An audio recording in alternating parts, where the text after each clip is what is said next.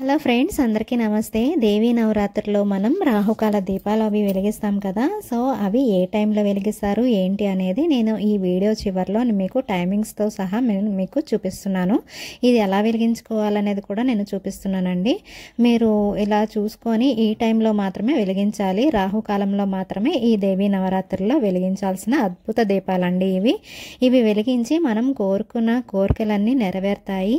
అయితే ఈ రాహుకాల టైంలో మనం దీపాలు 9 లేదా 1, 3, 5, 7, 9 ఇలా ఎన్ని అయినా మనం వెలిగించుకోవచ్చండి.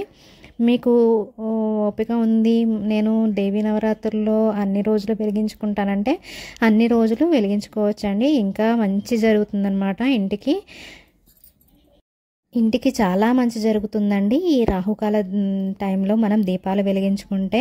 అలాగే మనసు కూడా చాలా ప్రశాంతంగా ఉంటుంది. నేనైతే నిమ్మకాయలలో వెలిగిస్తున్నానండి. చాలామంది నిమ్మకాయల్లోనే ఇలా వెలిగిస్తూ ఉంటారు.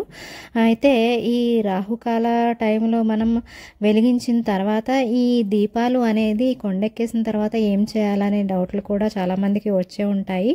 అయితే ఈ రాహుకాల టైంలో దీపాలు వెలిగించిన తర్వాత ఈ నిమ్మకాయలు అనేది చెట్టు మొదల్లో కానీ లేదా మనం ఎవరు నడవని చోట ఈ నిమ్మకాయలు అనేది పెట్టేసుకోవచ్చు అనమాట.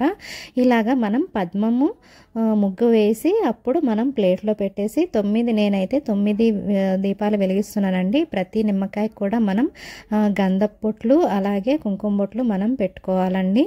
ప్రతి దీపానికి కూడా మనం పువ్వు అలాగే అక్షింతలు వేయాలండి. ఈ దేవీ నవరాత్రిలో అక్షింతలు అనేది మనం పసుపుగా కాకుండా ఎరుపు అక్షింతలు చేసుకోవాలన్నమాట. మనం పసుపు కలిపితే అవి పసుపు అక్షింతలు అవుతాయి కదండి. మనం కుంకుమ బియ్యంలో కలిపితే అవే రెడ్ అక్షింతలు అనమాట. ప్రతి నిమ్మకాయకి కూడా మనం దీపం వెలిగించినప్పుడు ప్రతి నిమ్మకాయకి మనం పువ్వుతో మనం గౌరవించాలన్నమాట.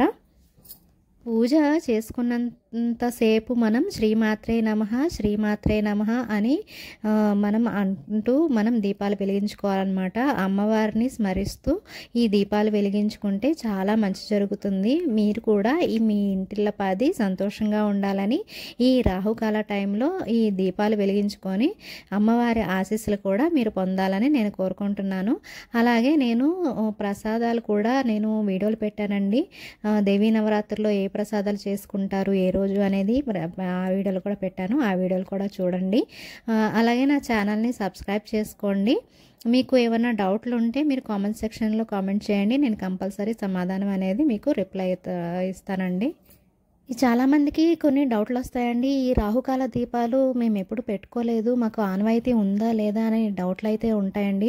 అలాగేమీ అనుకోకండి. ఈ రాహుకాల టైంలో ఈ 9 దీపాలు వెలిగించుకుంటే మీ ఇంటిల్లపాది చాలా మంచి జరుగుతుందండి. ఒకసారి వెలిగించి చూడండి. అలాగే ఈ దీపాలు వెలిగించాలంటే ముఖ్యంగా మంగళవారం, శుక్రవారం అయితే మంచి మంచి ఫలితాలు అయితే ఇస్తుందండి. నాకు ఆ టైంలో కుదరలేదు అనుకుంటే మిగతా టైంలో కూడా మనం వెలిగించుకోవచ్చు. మిగతా రోజులు ఏవైతే దేవీ నవరాత్రిలో ఉన్నాయో ఆ రోజుల్లో మీరు వెలిగించుకోవచ్చు అండి. ఈ దేవీ నవరాత్రిలో ఈ దీపాలు వెలిగించుకోవడం అనేది చాలా పుణ్యం అండి.